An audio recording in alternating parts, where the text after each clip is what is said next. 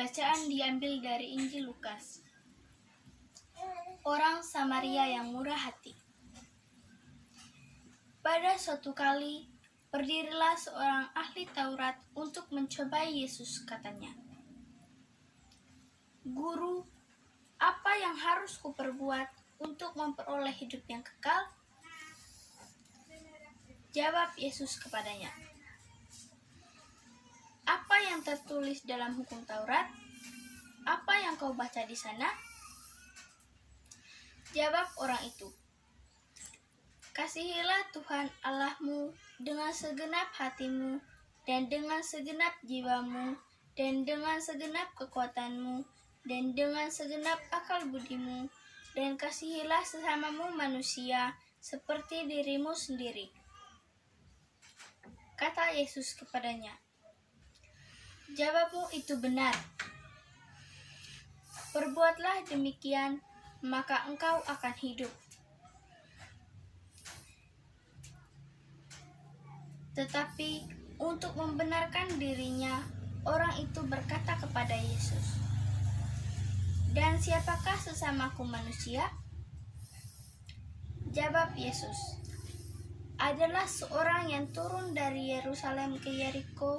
Ia jatuh ke tangan penyamun-penyamun yang bukan saja merampoknya habis-habisan, tetapi yang juga memukulnya, dan yang sesudah itu pergi meninggalkannya setengah mati.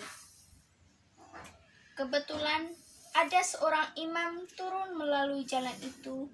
Ia melihat orang itu, tetapi ia melewatinya dari seberang jalan. Demikian juga seorang Lewi datang ke tempat itu. Ketika ia melihat orang itu, ia melewatinya dari seberang jalan.